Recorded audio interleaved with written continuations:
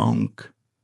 A dry, sickening crack, and the head of England's most powerful man hit the floor, lying discarded in a pool of blood on the filthy wooden planks. There was no glory, no grand final speech. In that moment, Edward Seymour was just a gaunt old man, shivering in a thin shirt, dying a raw and lonely death, while the crowd cheered savagely. His end was so cheap that people forgot just that morning the entire kingdom held its breath waiting for his command. But the craziest thing isn't the death itself. It's that this miserable prisoner was the very uncle who once carried little King Edward VI in his arms.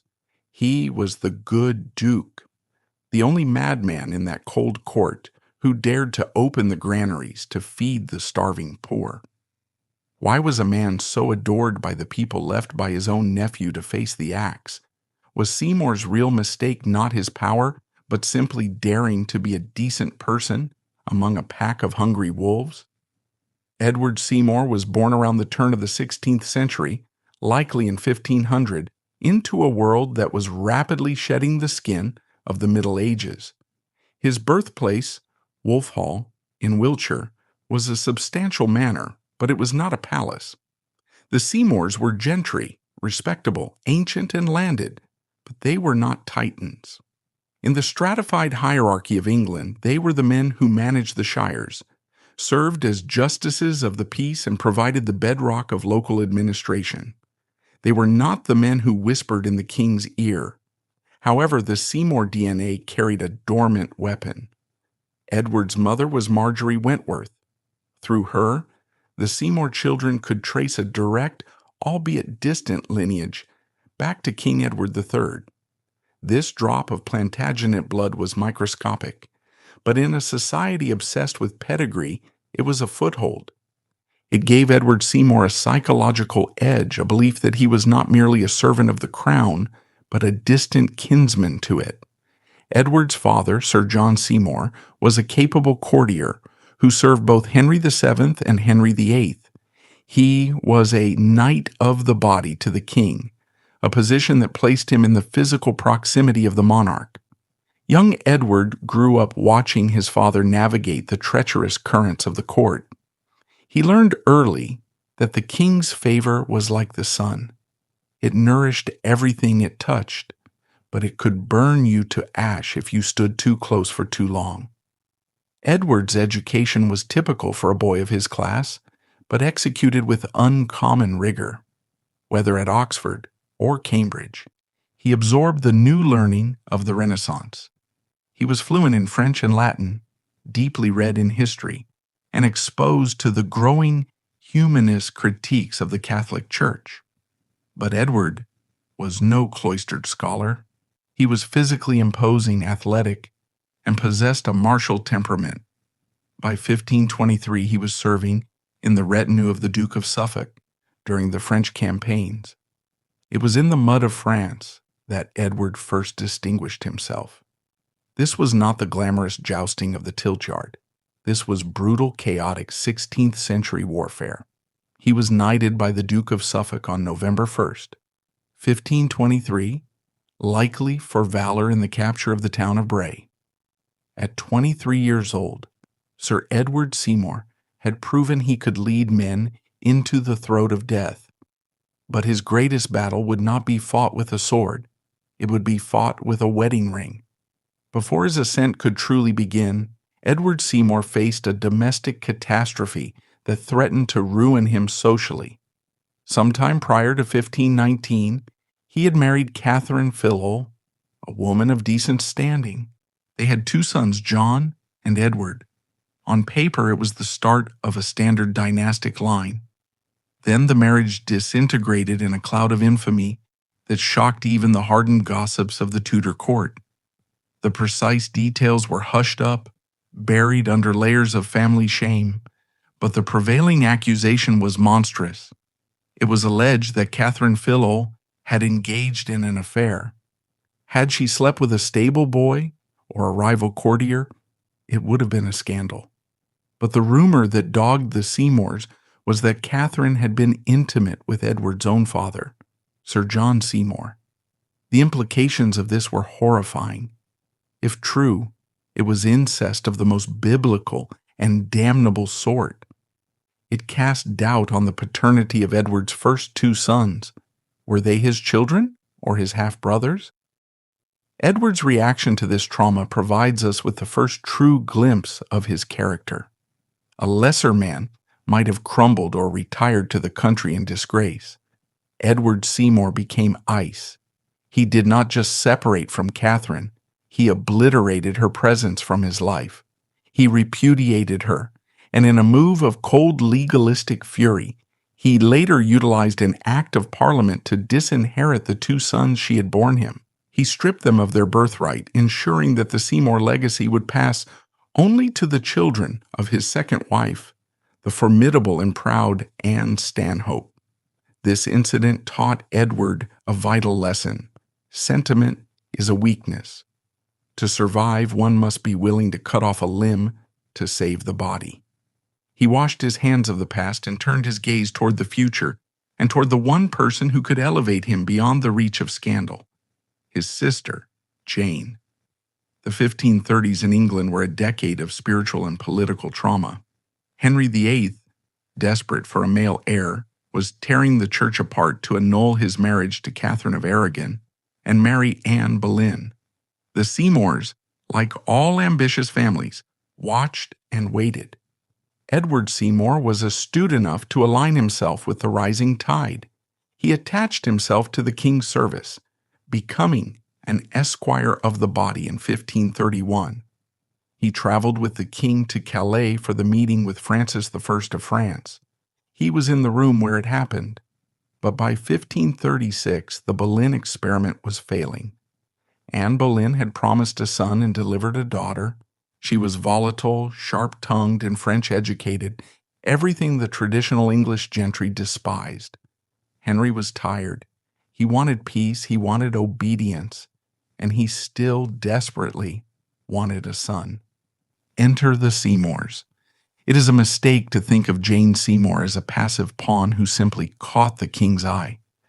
The Seymour family, led by Edward and his father, orchestrated her rise with the precision of a military campaign. They saw exactly what Henry hated about Anne Boleyn and crafted Jane to be the antidote. Where Anne was dark and fiery, Jane was pale and quiet. Where Anne argued, Jane submitted. Where Anne wore French fashions, Jane dressed in traditional English style. Edward Seymour coached his sister. He knew that the family's fate rested on her ability to enchant a man who had already discarded two wives. The motto they chose for her as queen, bound to obey and serve, was not just a platitude. It was a marketing strategy designed to soothe the king's bruised ego. The coup was successful. In May 1536, Anne Boleyn was beheaded. 11 days later, Henry married Jane. For Edward, the rewards were immediate and staggering. On June 5, 1536, he was created Viscount Beauchamp. He was granted the glowing favor of the king. But the true solidification of his power came in October 1537, when Jane fulfilled her biological and dynastic duty. She gave birth to a healthy boy, Edward. The birth of the prince was the moment Edward Seymour became invincible. He was no longer just a courtier. He was the uncle of the future king. He was the blood guardian of the dynasty. Even though Jane died of childbed fever days later, a tragedy that genuinely grieved the king, her death actually secured Edward's position. Had she lived, she might have fallen out of favor. Dead, she was the perfect wife, the mother of the heir, forever untouchable, and her brother was the conduit to her memory. With his position at court secured, Edward began to reveal the ideological fire that burned within him. The late 1530s and early 1540s saw the swing of the religious pendulum. While Henry VIII remained a conservative Catholic in doctrine, Edward Seymour quietly aligned himself with the evangelicals, the Protestants. This was a dangerous game. Henry burned heretics, who denied the miracle of the Mass just as readily as he hanged traitors who supported the Pope. Edward had to be circumspect. He offered patronage to reformist preachers. He protected men who read the Bible in English. He became a magnet for the new religion. But Edward knew that to lead England, one had to be more than a theologian. One had to be a warrior. As Henry's health declined, his leg ulcerated, his weight ballooning, his temper fraying, he relied more heavily on Seymour to be his iron fist. In 1542, Seymour was appointed Lord High Admiral. He was tasked with patrolling the Channel, securing the borders, and projecting English power. But his defining military hour came in 1544 with the campaign known as the Rough Wooing. The objective was Scotland. Henry wanted to force the Scots to agree to a marriage between the infant Mary, Queen of Scots, and his son, Prince Edward. The Scots refused. Henry's order to Seymour was chilling: put all to fire and sword. Edward Seymour led an amphibious assault on Edinburgh that was a masterpiece of logistical planning and ruthless execution. He did not get bogged down in sieges. He struck fast. He landed his army at Leith, marched on Edinburgh, blew open the gates, and systematically burned the city. The Holyrood House Palace was torched. The abbeys were sacked. For days, the sky over the lowlands was black with the smoke of burning villages. This was total war. Seymour wrote back to Henry detailing the devastation with a cold professionalism. He proved to the king and to the terrified Privy Council that he was not soft. He had the stomach to inflict suffering if it served the state. This campaign cemented his reputation as the most capable military commander in the realm. By the winter of 1546, it was clear that the Colossus was dying. Henry VIII lay in his chambers at Whitehall, his body failing. The atmosphere at court was toxic with conspiracy.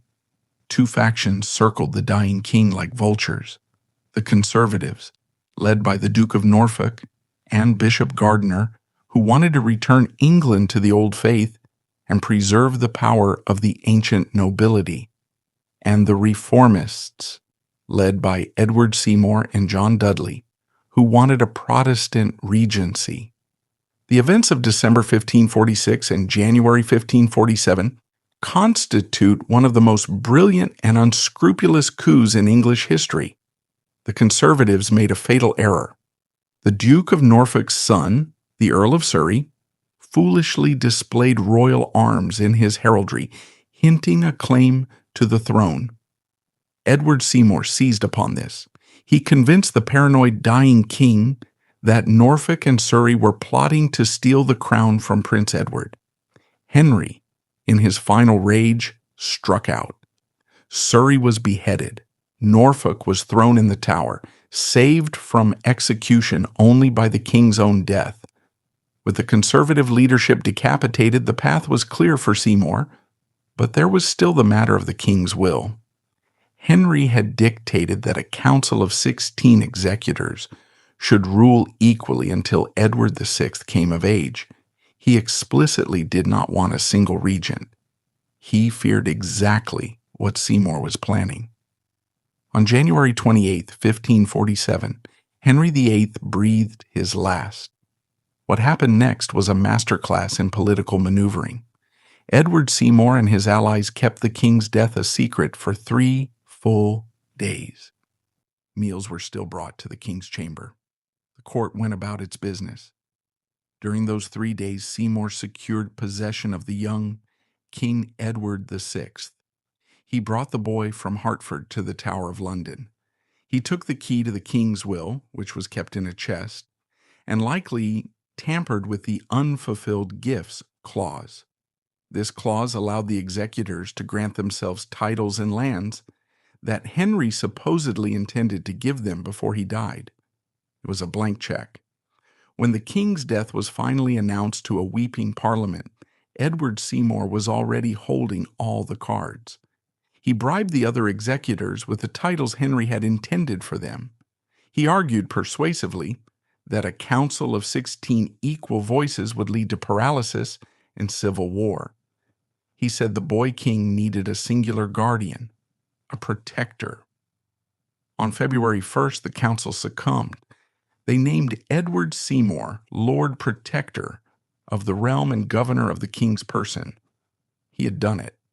The son of the Wiltshire knight was now the ruler of England. He rewarded himself with the title Duke of Somerset.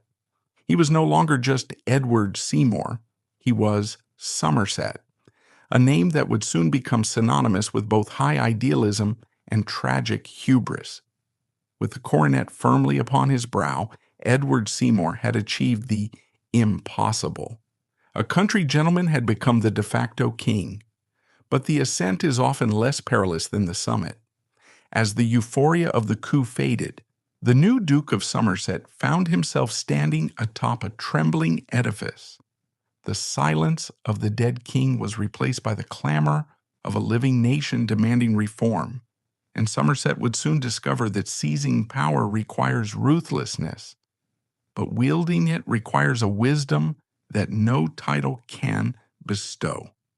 By the spring of 1547, Edward Seymour stood at the very pinnacle of the English state. The boy King Edward VI sat on the throne, but the scepter was firmly in the grip of his uncle. Somerset was now the Duke of Somerset, the Lord Protector, and to all intents and purposes the autocrat of England. But the air at the summit is thin, and the view is often deceptive. Somerset looked out over a realm that appeared submissive, but beneath the surface, the tectonic plates of religion, class, and economics were grinding against each other. He believed that with enough power he could force these plates to stop moving. He believed he could legislate a utopia into existence. This period from his accession to the protectorship to the execution of his brother represents the high water mark of his ambition. It is the story of a man who tried to play God with the soul of a nation, only to find that his own house was built on sand. Somerset's first act as Lord Protector was to dismantle the checks and balances Henry VIII had so carefully constructed. The late king's will had envisioned a collective leadership, a regency council of equals, precisely to prevent one man from becoming a tyrant. Somerset viewed this as an obstacle to efficiency. He obtained a new patent of office in March 1547 that gave him the power to appoint and dismiss councillors at will. This was a breathtaking power grab. It effectively turned the Privy Council, the government of England, into an advisory board that served at his pleasure. Somerset began to govern largely by proclamation. In Tudor England, laws were typically made in Parliament, debating bills and passing acts. Proclamations were intended for emergencies or minor administrative adjustments. Somerset used them to rewrite the law of the land from his desk at Somerset House. He issued over 70 proclamations in less than 3 years, more than any other Tudor ruler in a comparable period. He became distant, arrogant, and inaccessible. The Venetian ambassador noted that Somerset behaved as if he were the king himself, keeping foreign dignitaries waiting and treating his fellow councillors with a mixture of impatience and disdain. He stopped listening. He believed he possessed a moral clarity that others lacked. He was the good duke, and if the council disagreed with him, it was because they were corrupt or selfish. This messianic complex was his engine, but it would also be his undoing. If Somerset's political style was autocratic, his religious policy was revolutionary. Under Henry VIII, the English church had been a strange hybrid, Catholic in practice, mass, confession, celibacy, but anti-papal in administration. Somerset, along with Archbishop Thomas Cranmer, wanted to shatter this compromise. They intended to build a truly Protestant England. The assault on the old faith began in earnest in July 1547 with the issuance of the royal injunctions. These orders were a declaration of war on the visual culture of medieval Christianity. Somerset ordered the destruction of images, statues of saints, stained glass windows depicting miracles, and rood lofts.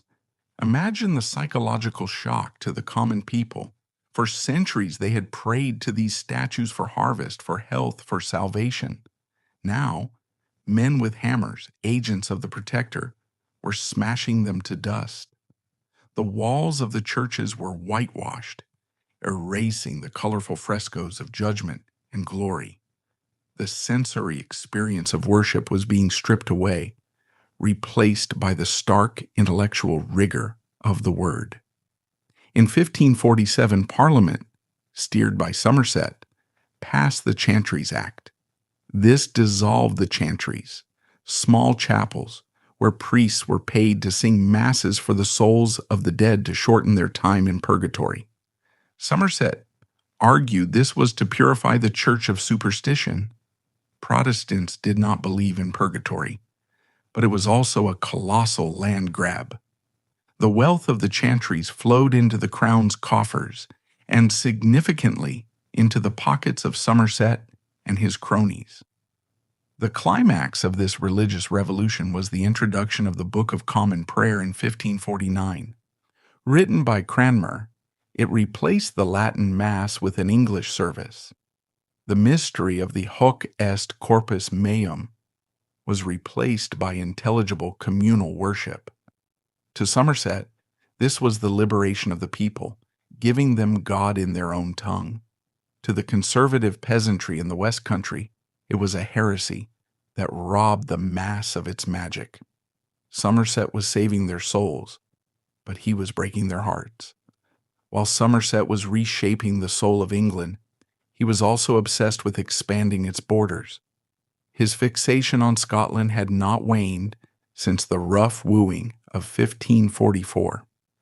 He remained convinced that the only way to secure England's future was to unite the crowns of England and Scotland by marrying Edward VI to Mary, Queen of Scots.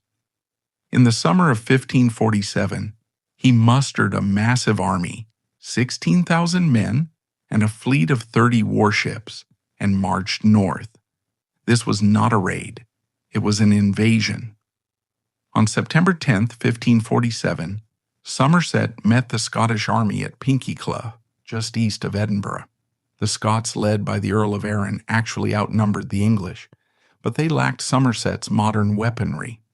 Somerset had brought a massive train of artillery and utilized harquebusiers, early musketeers. The battle was a slaughter. Somerset used his naval artillery to bombard the Scottish flank from the sea, while his cavalry and heavy guns pulverized their lines on land. It is estimated that 6,000 to 10,000 Scots were killed, the rivers running red with blood.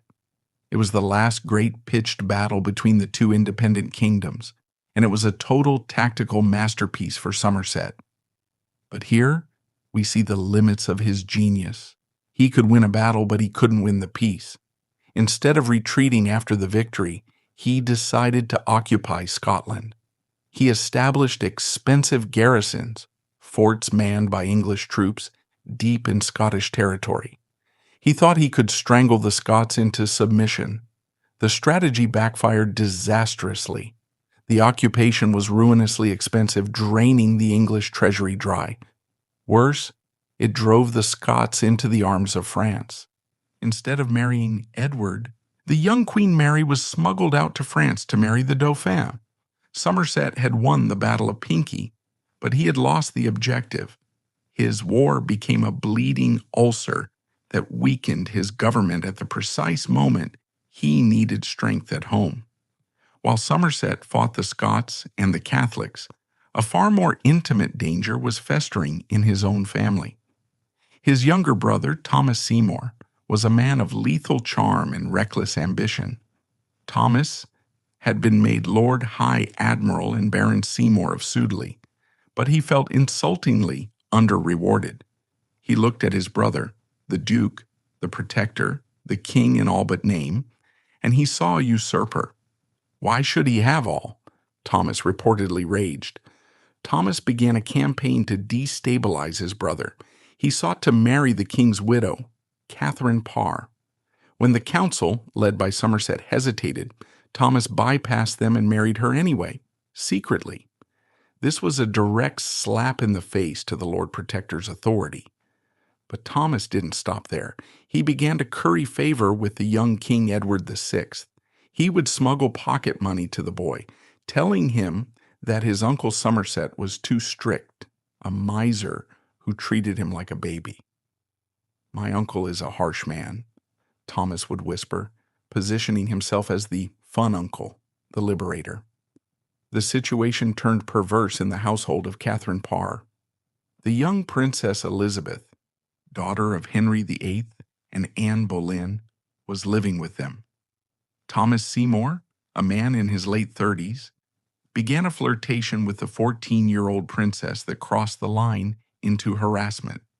He would come into her bedchamber in his nightshirt, tickle her, and slap her on the buttocks. When Catherine Parr died in childbirth in September 1548, the restraints on Thomas vanished. He immediately set his sights on marrying Elizabeth herself, a move that would put him within striking distance of the throne. Somerset watched this with growing horror. He tried to buy his brother off, increasing his salary and lands. He tried to reason with him, but Thomas interpreted patience as weakness. The endgame for the brothers began in January 1549. Thomas Seymour crossed the Rubicon. He was discovered attempting to break into King Edward VI's apartments at Hampton Court Palace in the dead of night. He was armed with a pistol. When the king's spaniel barked, Thomas shot the dog. The noise alerted the guards. Thomas was arrested. The implication was terrifying. Did he intend to kidnap the king?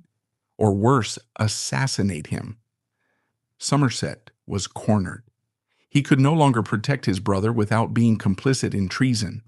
The council demanded Thomas's head. The evidence was compiled. Thomas had been minting his own money, hoarding weapons at Sudeley Castle, and plotting to seize control of the government. The trial, or rather the Bill of Attainder, as he was denied a proper trial, was a formality, but the moral weight of it crushed Somerset. He had to sign the death warrant. He had to authorize the execution of the boy he had grown up with at Wolf Hall. On March 20th, 1549, Thomas Seymour was beheaded on Tower Hill. He died dangerously, irksomely, and horribly, struggling and attempting to send secret letters to the Princesses Mary and Elizabeth urging them to conspire against Somerset.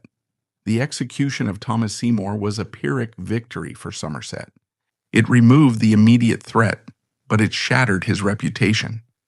To the public, he was now a monster, a man so cold he would kill his own flesh and blood to keep his power. It stripped away his aura of benevolence. But the true breaking point was not family feuds. It was the year 1549, a date etched into English history as the year of the many-headed monster. It was the year the social contract between the rulers and the ruled snapped. For 2 years, Edward Seymour had ridden the tiger of populist rhetoric. He had railed against the greed of the gentry, set up commissions to help the poor, and promised a fairer world. He had convinced himself that he was the father of the people, but he had forgotten a crucial law of politics. If you promise liberation but fail to deliver it, hope turns into fury. In the summer of 1549, the people of England did not thank the Lord Protector. They rose up against him. From the tin mines of Cornwall to the flatlands of Norfolk, thousands of armed commoners marched against the state. Somerset faced a nightmare scenario, a two-front civil war triggered by his own policies, at the very moment his enemies in the council were waiting for him to stumble. The first spark was struck in the West Country. The cause was religion. On Whitsunday, 1549, the new Book of Common Prayer, Somerset's proudest achievement, became mandatory in all churches.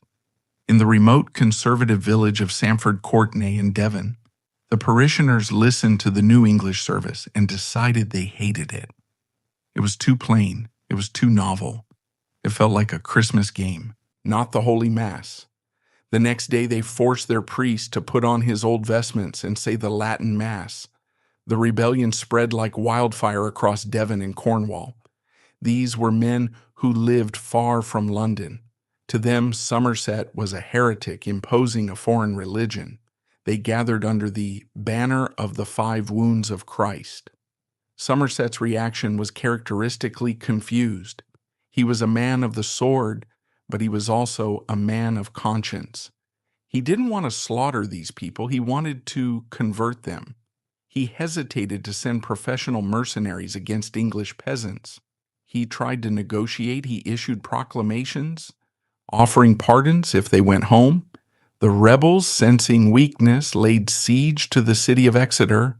They demanded the return of the 6 Articles, the restoration of the Latin Mass, and, crucially, a halt to the changes Somerset was championing. While Somerset dithered in London, writing letters and wringing his hands, the rebellion grew.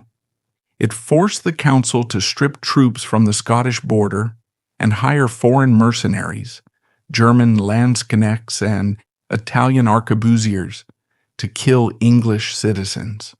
It was a humiliation for the good Duke. If the rebellion in the West was about God, the rebellion in the East was about bread, and this one was entirely Somerset's fault. In Norfolk, the issue was enclosure. Wealthy landlords were fencing off common grazing land to raise sheep for the lucrative wool trade, driving the peasantry into poverty. Somerset had spent months publicly condemning these landlords. He had sent out enclosure commissions to tear down illegal fences. He had essentially told the peasants, "You are right to be angry." So in July 1549, they took him at his word.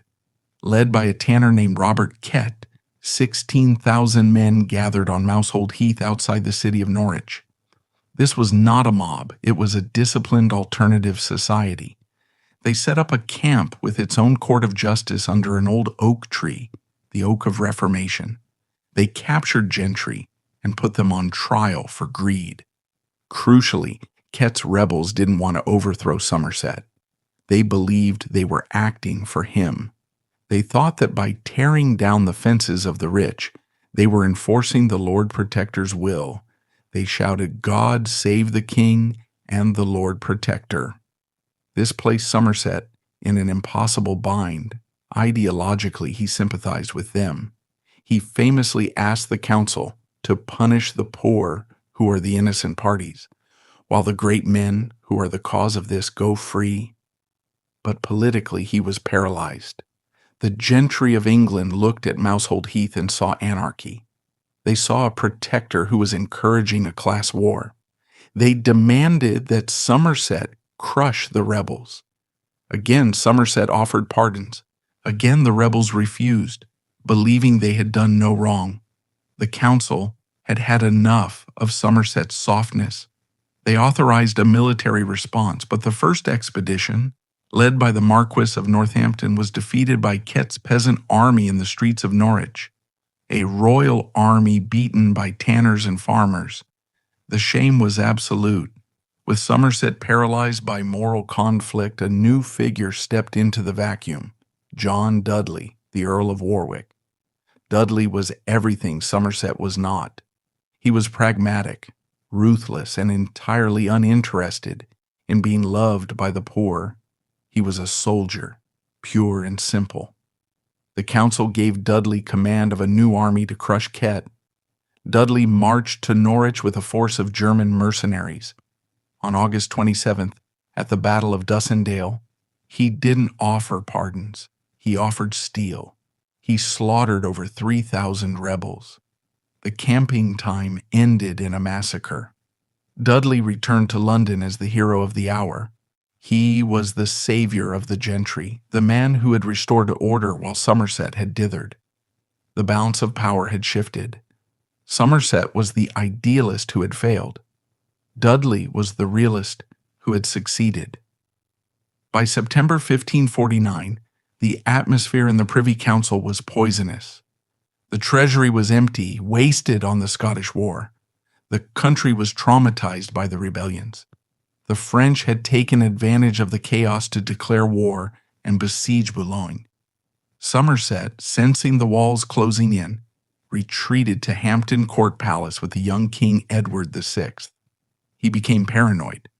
He issued a proclamation on October 1st commanding all loyal subjects to arm themselves and come to Hampton Court to defend the king and the Lord Protector against a conspiracy of the lords. This was the final straw. He was inciting the mob against the government again. The lords of the council, including John Dudley, Thomas Wriothesley, and even Somerset's former allies, gathered in London. They formed a united front. They published a counter-proclamation accusing Somerset of malicious and evil government, of ignoring the council, and of endangering the king. On the night of October 6th, panic set in at Hampton Court. Somerset heard that the council was raising an army. In a state of hysteria, he decided to flee to Windsor Castle. This was a catastrophic error. Windsor was a fortress, yes, but it was currently unfurnished, freezing, and unprepared for a siege. Worse, Somerset dragged the sickly 12-year-old king out of his bed in the middle of the night for the journey. Edward VI would never forgive him for this. The king wrote in his journal about the cold, the fear, and the realization that his uncle was using him as a human shield. Somerset stood on the terrace of Windsor and declared that if the lords intended to kill him, the king shall die before me. It was the statement of a desperate man, and it sounded like treason. The standoff lasted only a few days. The council in London had the money, the weapons, and the support of the public, who were tired of the chaos. Somerset had a freezing castle and a terrified boy. Realizing the game was up, Somerset negotiated his surrender. He was promised that if he submitted, he would be treated with leniency. He stepped down as Lord Protector on October 11th, 1549. On October 13th, he was arrested. He was led through the streets of London, not as the glorious Duke, but as a prisoner. The citizens, who months ago had cheered him, now watched in silence or jeered. He was taken to the Tower of London and lodged in the Beauchamp Tower. The good Duke's reign was over. The lieutenancy of England passed to John Dudley. As the heavy oak doors of the tower locked him in, Edward Seymour must have contemplated the irony. He had built a regime on the idea of justice for the common man, but the common man had risen up and destroyed his credibility. He had tried to be a benevolent dictator, but he had ended up as a prisoner of the state he created. By the winter of 1549, Edward Seymour sat within the cold stone walls of the Beauchamp Tower. Yet, unlike his brother Thomas, Edward was not immediately marched to the block.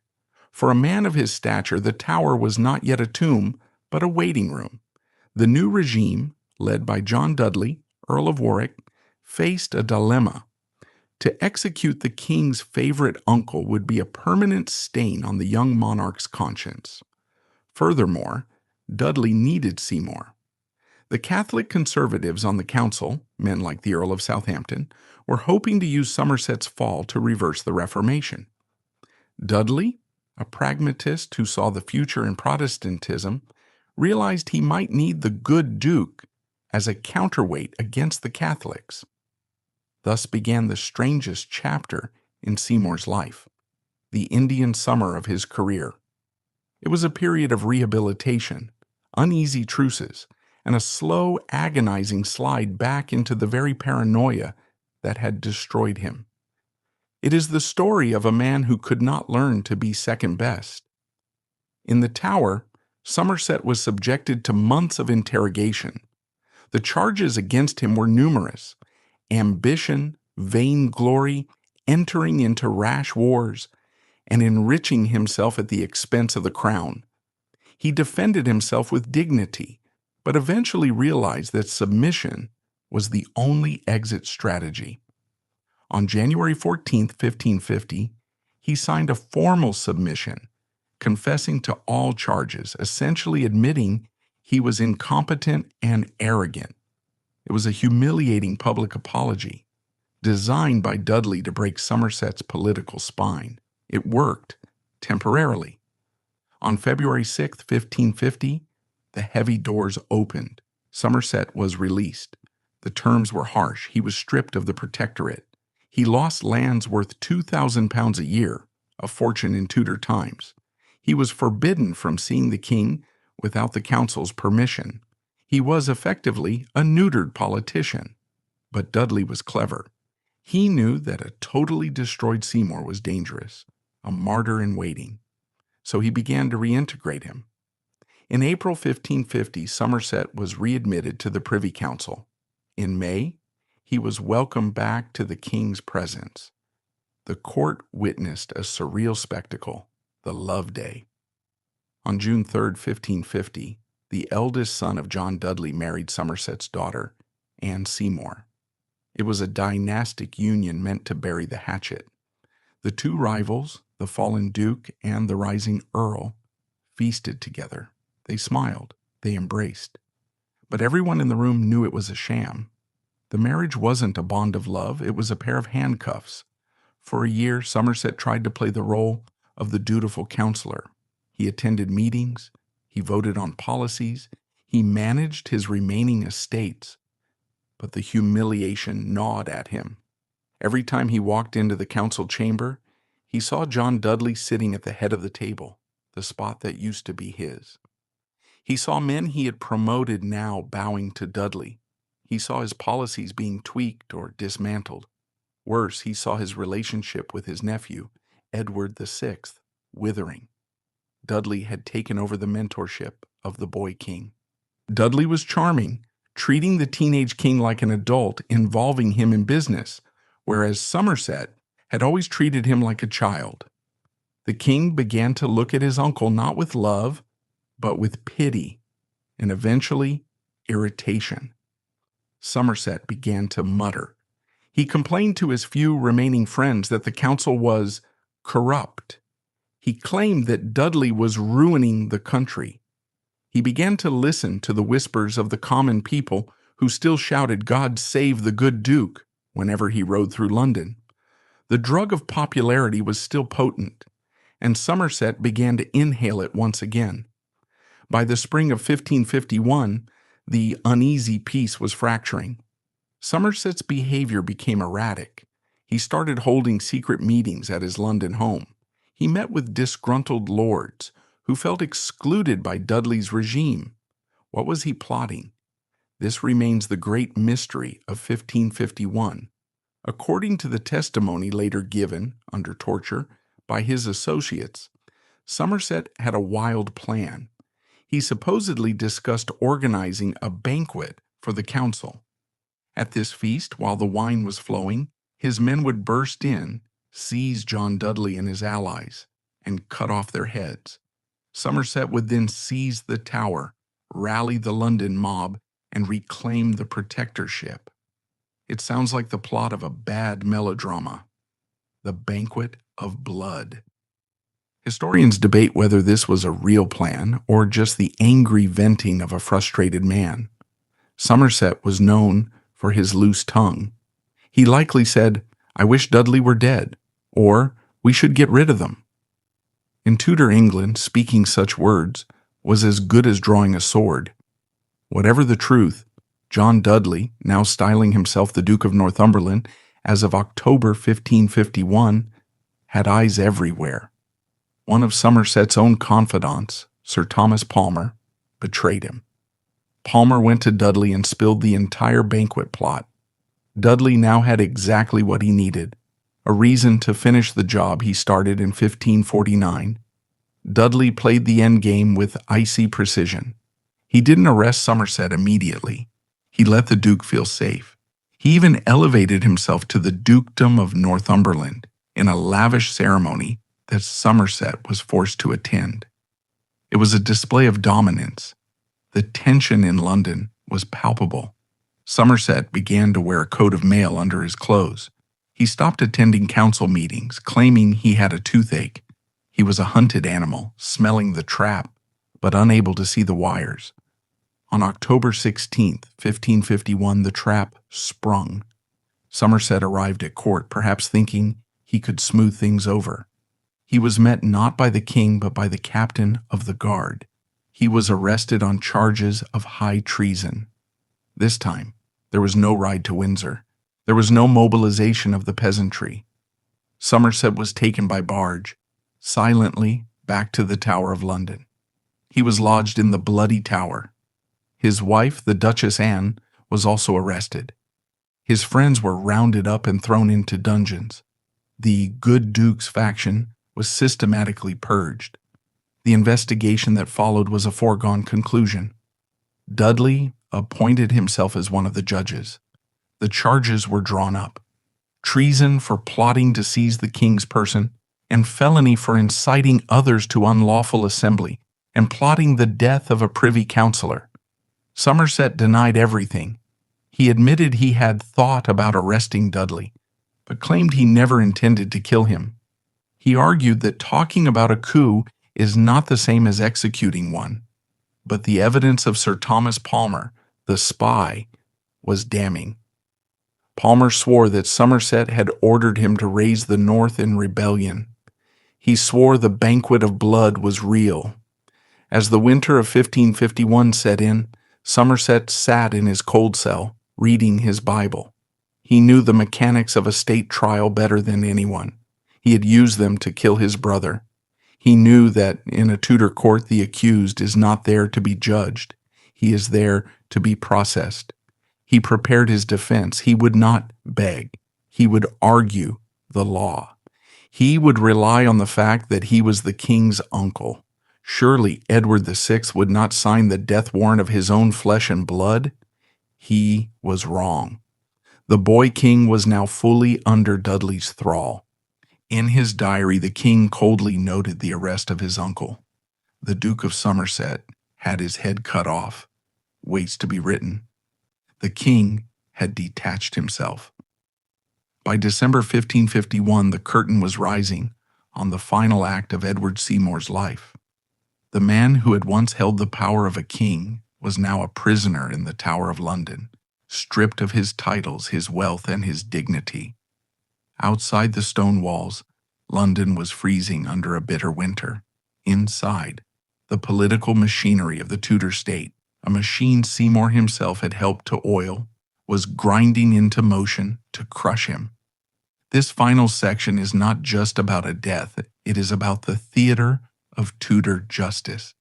It is about a trial that captivated a nation, a king who turned his heart to stone, and an execution that would be remembered as one of the most dramatic moments of the 16th century. On the morning of December 1st, 1551, Edward Seymour was brought by barge from the Tower to Westminster Hall. The river was crowded with boats. The streets were packed with citizens. Despite his fall, despite the rebellions, the people still loved the good Duke. They saw him as the victim of the bad nobility, specifically the hated John Dudley, Duke of Northumberland. Westminster Hall was the stage. 26 peers of the realm sat in judgment. Among them sat his enemies, including Dudley himself. In a modern court, this would be a mistrial, the accuser sitting as the judge. In 1551, it was standard procedure. Somerset stood alone. He was denied defense counsel. He had to answer the charges from memory and wit. The indictment was split into two parts: high treason and felony. Somerset fought for his life with surprising vigor. He dismantled the treason charges. He argued that he had never sought to harm the king or the state. He admitted he had considered arresting Dudley in the council, but argued that a thought is not a deed. "I'm no traitor," he declared, his voice ringing off the hammer-beam roof. The peers retired to consider the verdict. The crowd outside waited in breathless silence. When the lords returned, they delivered a shock.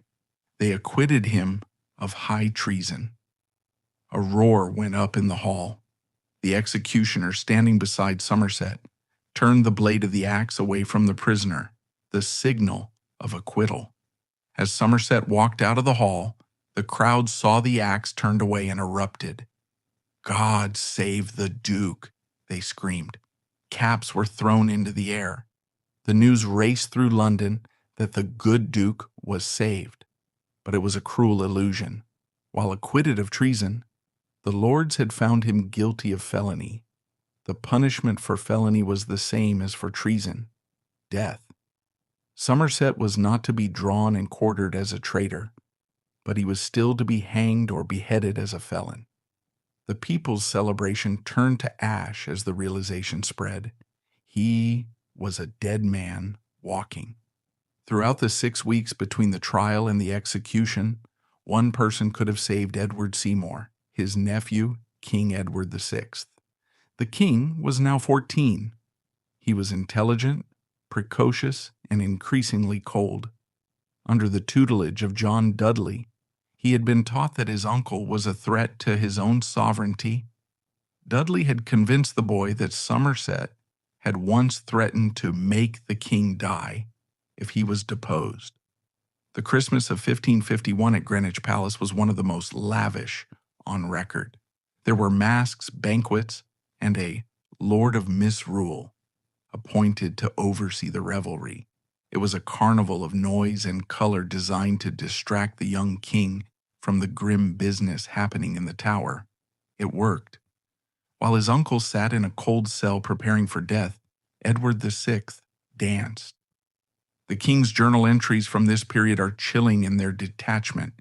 He records the trial and the verdict with the clinical precision of an accountant. There is no anguish. There is no mention of the man who had held him as a baby, the man who was his mother's brother. The bond of blood had been severed by the knife of politics. Somerset wrote letters to his nephew, begging for mercy, reminding him of their kinship. They were never answered. The date was set, January 22nd, 1552. The government feared a riot. They ordered the citizens of London to stay indoors. 1,000 soldiers were stationed on Tower Hill, but the order was ignored. By 7 a.m., thousands of people had gathered on the hill. Somerset walked to the scaffold with perfect composure. He was dressed in a fine suit of velvet, looking every inch the Duke. He knelt and prayed. He stood up to address the crowd. "Good people," he began, "I am come hither to die." Suddenly chaos erupted. A loud rumbling noise was heard from the direction of the postern gate. It sounded like thunder or cannon fire. The crowd, already on edge, panicked. "It's a rescue," some shouted. Others screamed, "Gunpowder, the tower is falling." A stampede began. People were trampled. Soldiers raised their pikes. In the midst of the hysteria, a rider galloped through the throng, Sir Anthony Browne. The crowd, desperate for hope, screamed, "A pardon! A pardon! God save the king!" Somerset stood completely still on the scaffold, a calm island in a sea of madness. He looked at Sir Anthony Browne. There was no pardon. It was merely an officer arriving late. Somerset raised his hand. He gestured for silence.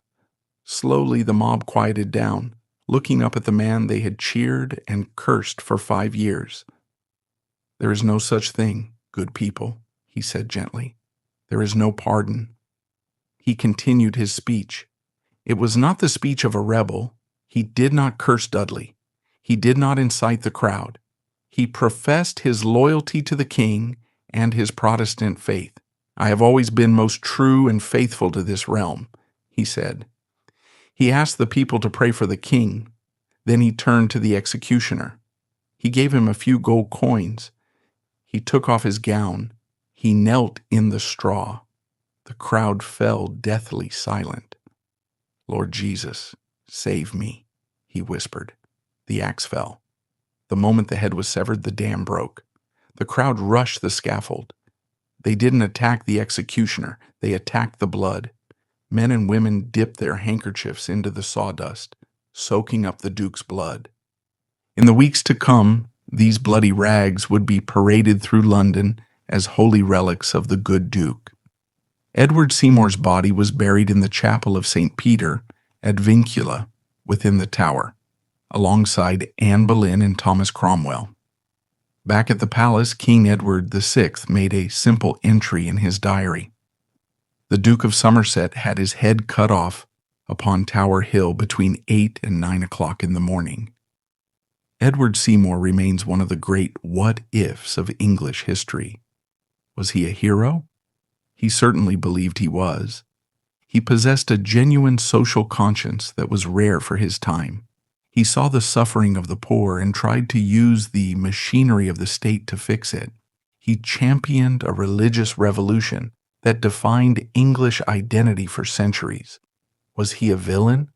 He was undoubtedly greedy, arrogant, and disastrously incompetent as a politician. He started wars he couldn't win, made promises he couldn't keep, and alienated the very men he needed to govern. He killed his brother to save his career. But his ultimate tragedy was that he was a man out of time. He tried to be a populist leader in an age of absolute monarchy.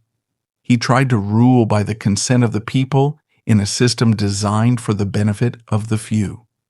When the axe severed Edward Seymour's neck, the silence that fell over Tower Hill was not just of horror, but of anticipation. The good Duke was dead. The obstacle was removed. Now the stage belonged entirely to one man, John Dudley. With Somerset gone, Dudley wasted no time. He didn't take the title of Lord Protector. He was smarter than that.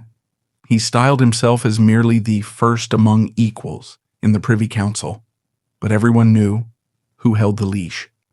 Dudley's first priority was to stop the bleeding. Somerset's wars in Scotland and France had cost a fortune, over £1,350,000. England was drowning in debt. Dudley did the unthinkable for a Tudor nobleman. He swallowed his pride. He negotiated a peace treaty with France in 1550, the Treaty of Boulogne, effectively surrendering the city of Boulogne. It was humiliating, but it stopped the financial hemorrhage. He debased the coinage to pay off immediate debts, then ruthlessly reformed the treasury to stabilize the economy. He cracked down on corruption, enforcing a discipline that Somerset never could. Under Dudley, the government began to work again, but it was a government of fear. He built a private army of gendarmes, heavy cavalry loyal only to him. He packed the council with his supporters. He was efficient, but he was unloved. He was the CEO of a failing company who fires half the staff to save the stock price. The linchpin of Dudley's power was King Edward VI. As long as the boy lived, Dudley was safe. Dudley had cultivated a close relationship with the teenager, treating him as an adult, indulging his radical Protestantism, and letting him attend council meetings. Edward VI adored him, but in the spring of 1552 the king began to fade. Edward VI had always been fragile, but in April 1552 he contracted measles. He recovered, but his immune system was shattered. By the winter of 1552 to 53, a hacking cough had set in. He became thin, his skin translucent. The doctors were summoned. They whispered the dreaded word, consumption. By early 1553, the king was dying. The descriptions are gruesome. He was coughing up sputum of a greenish-black color. His legs swelled so badly he could not walk. His hair fell out. The last male Tudor, the hope of the Reformation, was rotting alive in his bed at Greenwich. This was a catastrophe for Dudley. If Edward died, the crown would pass, by the terms of Henry VIII's will, to the Princess Mary. Mary was a fervent Catholic. She hated John Dudley. She blamed him for the destruction of the altars and the harassment she had suffered for her faith. Dudley knew that the moment Mary Tudor put the crown on her head, his life was over. He would be the first person she sent to the block. Dudley had two choices: flee or change the future. He chose to change the future. In the fevered atmosphere of the king's sick room, a plot was hatched. It is known as the device for the succession. Historians debate who initiated it. Was it Dudley manipulating the dying boy? Or was it Edward himself, a fanatical Protestant zealot who was terrified that his Catholic sister Mary would destroy the true church? The reality is likely a symbiosis. Edward was terrified for his soul. Dudley was terrified for his neck. The plan was audacious. They would rewrite the succession. They would bypass both of Henry VIII's daughters, Mary, because she was Catholic and illegitimate, and Elizabeth, because she was illegitimate, though Protestant. Instead, the crown would jump to the Grey family, specifically to the descendants of Henry VIII's younger sister, Mary Tudor. The chosen heir was a serious, studious 15-year-old girl named Lady Jane Grey. But Dudley needed to secure his own position in this new dynasty. In May 1553, with the king coughing blood in the next room, Dudley arranged a marriage. He wed his own son, Guilford Dudley, to Lady Jane Grey. It was a masterstroke of cynicism. By making his son the husband of the future queen, John Dudley would be the father-in-law of the monarch. He would be the power behind the throne for another generation. The wedding of Guilford Dudley and Jane Grey took place on May 21st, 1553. It was a strange, hurried affair at Durham House. Jane didn't want to marry Guilford. She disliked the Dudleys. She found Guilford to be a spoiled, arrogant boy, but she was beaten into submission by her parents and Dudley. It was a feast held on the edge of a volcano. While they danced, the king was dying.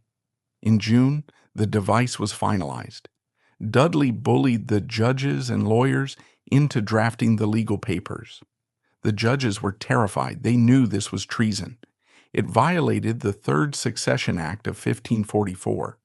But Dudley threatened them, shouting that he would fight any man in his shirt who opposed the king's will. Trembling, the counselors and judges signed the document. They signed away the rights of Mary and Elizabeth. They swore to uphold Queen Jane. On July 6, 1553, a violent storm broke over London. Lightning struck churches, hail smashed windows. In the midst of the tempest, King Edward VI whispered his final prayer, "Lord God, deliver me out of this miserable and wretched life." He died in the arms of his friend Sir Henry Sidney. He was 15 years old. Dudley immediately went into lockdown. He kept the king's death secret. He needed time. He needed to secure the Tower, the treasury, and most importantly, he needed to capture Mary Tudor. He sent a summons to Mary, who was staying in Hertfordshire, telling her to come to London to visit her dying brother. It was a trap. If she entered London, she would be thrown in the Tower. But Mary Tudor was the granddaughter of Isabella of Castile. She had the instincts of a survivor. As she rode toward London, a secret messenger, perhaps sent by a guilt-ridden counselor, intercepted her. "The king is dead," the messenger whispered. "Ride for your life." Mary turned her horse. She didn't ride to London. She rode east toward her estates in Norfolk, toward the coast, and toward the only people who could save her, the common men of England. On July 10th, 1553, Jane Grey was brought by barge to the Tower of London. She thought she was there to prepare for the king's funeral. When she entered the great hall, the counselors knelt before her. John Dudley informed her that Edward was dead and that she was the Queen of England. Jane collapsed. She wept. She shook. She declared she was not the queen, that Mary was the rightful heir. "The crown is not my right," she cried. But surrounded by powerful men, her resistance broke. She accepted the burden. She was proclaimed Queen Jane. But when the heralds read the proclamation in the streets of London, there was no cheering. The crowd stood in sullen silence. A young potboy shouted that Mary was the true queen. The authorities nailed his ears to a pillory, but the mood was set. London smelled a rat. Meanwhile, in East Anglia, a miracle was happening. Mary Tudor raised her standard at Framlingham Castle. She didn't have money, she didn't have an army, she had a claim. And the people answered. The gentry, the peasantry, Catholics and Protestants alike flocked to her. They didn't care about religion in that moment. They cared about legitimacy. They hated John Dudley, the man who had slaughtered the rebels in 1549. They saw Mary as the true Tudor blood. Dudley was stunned. He had expected Mary to flee to Flanders. Instead, she was raising an army that was growing by the hour. Dudley realized he had to lead the army against her himself. No one else could be trusted. On July 14th, he rode out of London at the head of 3,000 men. As he passed the silent crowds, he remarked to a companion, "The people press to see us, but not one says, 'God speed us.'" The ride out of London marked the crossing of an invisible line. In the capital, surrounded by his guards and the terrified council, Dudley had been a Titan. On the open road, exposed to the sullen silence of the English countryside, he was merely a man on a horse. The illusion of his invincibility began to flicker and fade with every mile that put distance between him and the Tower. He rode to crush a rebellion, unaware that he was charging headlong into a revolution of legitimacy that had already set the very ground beneath his feet on fire.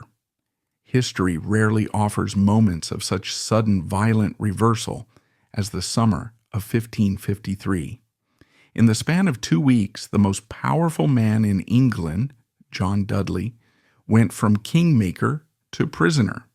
The vast machinery of the state, which he had so carefully oiled and calibrated to exclude Mary Tudor, jammed and broke apart. This final section chronicles the collapse of the Dudley regime and the bloody dawn of Marian England. It is the story of loyalty bought and sold, of a teenage girl sacrificed on the altar of her father-in-law's ambition, and of the final brutal lesson of the Tudor age. Legitimacy is the only currency that matters. On July 14, 1553, John Dudley rode north toward Cambridge with his army. He intended to intercept and crush Mary Tudor's forces, but with every mile he rode away from London, his power evaporated behind him. The Privy Council, trapped in the Tower of London with Queen Jane, began to panic. They were rats sensing the ship was sinking. They looked at the sullen crowds in the streets. They heard the reports of Mary's army swelling to 20,000 men. They realized they had backed the wrong horse. On July 19th, the crack appeared. Several key councillors, including the Earl of Arundel and the Earl of Pembroke, asked for permission to leave the Tower to meet with the French ambassador. It was a ruse. As soon as they were out of the fortress, they rode straight to Baynard's castle. There they renounced Queen Jane. The Earl of Pembroke drew his sword and shouted to the assembled lords, "If this sword's arguments are not enough, this blade shall make Mary queen, or I shall lose my life." They marched into the streets of London and proclaimed Mary the Free as queen. The reaction was seismic. The city didn't just cheer, it exploded. Church bells rang so loudly, they drowned out conversation. Bonfires were lit on every corner. People wept with relief. The nightmare of the succession crisis was over. The true Tudor was coming home. In Cambridge, John Dudley received the news. He was a general without an army. His men were deserting in droves. In a pathetic final gesture of survival, he went into the marketplace of Cambridge, tossed his own cap into the air, and shouted, "God save Queen Mary." It was a performance that fooled no one. The next morning, the Earl of Arundel arrived to arrest him. Dudley fell to his knees, the Iron Duke reduced to a beggar, and pleaded for mercy. He was taken back to London, not as a conqueror, but as a traitor, amidst a hail of stones and curses from the populace. On August 3rd, 1553, Queen Mary I entered London. She rode a white horse dressed in purple velvet. Alongside her rode her half-sister Elizabeth. For a brief, shining moment, the Tudor sisters were united. Mary rode straight to the Tower of London, but she didn't go to the royal apartments. She went to the cells. There she performed a scene of remarkable theater. She ordered the release of the prisoners of the Edwardian regime. Out of the darkness stumbled the Duke of Norfolk, who had been there since Henry VIII died, Bishop Stephen Gardiner, imprisoned by Somerset, and the young Edward Courtenay. Mary knelt and kissed them, calling them my prisoners. It was the restoration of the old world. The Catholic conservatives were back. The men who had been crushed by Seymour and Dudley were now the masters of the kingdom. Meanwhile, inside the lieutenant's lodgings, the 9 days queen, Jane Grey, sat alone. She saw the banners change from her own to Mary's. Her father, the Duke of Suffolk, had already abandoned her, rushing out to proclaim Mary in a desperate bid to save his own skin. Jane was no longer a queen, she was a liability. John Dudley's trial, on August 18, 1553, was a mirror image of Somerset's trial 2 years earlier. The Duke of Norfolk, who Dudley had kept in prison, sat as the Lord High Steward. The verdict was never in doubt. Dudley was condemned to death. In a final desperate attempt to save his life, he did something that shocked his Protestant supporters. He recanted. He attended a Catholic Mass in the Tower Chapel, proclaiming that he had been seduced by false teachers and that the Reformation was a mistake. I do protest to you, my good neighbors, he told the congregation, that I am a Catholic man. Was it sincere? Almost certainly not. It was a wager. He hoped that by embracing Mary's religion, she might spare his life. He lost the bet. Mary might have been merciful, but she could not let the arch-traitor live. On August 22, 1553, John Dudley was led to Tower Hill. A vast crowd gathered to see the end of the man who had ruled them with a rod of iron. Dudley gave a humble speech, laid his head on the block, and was beheaded with one stroke. He was buried in the chapel of St. Peter at Vincula, right next to his great rival, Edward Seymour. In death, the two men who had fought for the soul of England, the idealist and the pragmatist, lay side by side under the flagstones. With Dudley dead, the question remained, what to do with Jane Grey? Mary did not want to kill her. She recognized that Jane was an innocent pawn, a girl of 16 manipulated by ambitious men. She kept Jane in comfortable confinement in the Tower. The plan was likely to keep her there for a few years, then quietly release her into a harmless marriage. But the tragedy of the Tudors is that family members are never just family. They are figureheads. In January 1554, a rebellion erupted. Led by Sir Thomas Wyatt, it was a Protestant uprising against Mary's plan to marry Philip II of Spain. The rebels marched on London. Crucially, Jane's father, the Duke of Suffolk, joined the rebellion. He betrayed the pardon Mary had given him and rode out to raise troops to put his daughter back on the throne. The rebellion failed, but it signed Jane's death warrant. Mary realized the hard truth that Somerset had learned too late. As long as a rival claimant lives, they will be a focal point for treason. Even if Jane was innocent, her name was dangerous. The Spanish ambassadors told Mary bluntly, "You will never be safe while she lives." Reluctantly, heavily, Mary signed the warrant. On the morning of February 12, 1554, the tragedy reached its climax. First, Jane watched from her window as her husband, Guilford Dudley, was led out to Tower Hill. An hour later, she watched the cart return with his headless body wrapped in a bloody cloth. Then the lieutenant of the Tower came for her. Jane Grey walked to the scaffold, erected on Tower Green within the privacy of the walls, with a composure that terrified the onlookers. She was 16 years old. She carried a prayer book, reading intently. She gave a speech of heartbreaking clarity. "I am come hither to die," she said. She admitted that she had broken the law by accepting the crown, but denied that she had ever sought it. "I wash my hands thereof in innocency," she declared, wringing her hands as if washing them. She knelt. She tied the blindfold around her eyes. Then came the moment of horror. Blindfolded, she groped for the block, but couldn't find it. She panicked. Her hands beat the air. "What shall I do?" she cried out into the silence. "Where is it?" No official moved to help her. They were frozen by the pathos of the scene. Finally, a bystander stepped forward and gently guided her hands to the wood. She laid her head down. "Lord, into thy hands I commend my spirit." The axe fell. The execution of Lady Jane Grey marked the definitive end of the Edwardian crisis. The struggle for power that began with the death of Henry VIII in 1547 was over. The Seymours were broken. The Dudleys were decimated. The Greys were destroyed. Edward Seymour, the Duke of Somerset, lay in the chapel. His dream of a commonwealth for the poor was buried with him, not to be resurrected for centuries. John Dudley, the Duke of Northumberland, lay next to him. His dream of a streamlined, efficient Protestant state was dismantled by Mary's counter-reformation. And somewhere in the cold earth lay the boy king Edward VI, the pivot around whom all these ambitions had turned, his reign reduced to a footnote of regencies and coups. If you stand on Tower Hill today, the grass is green and the traffic of London hums nearby.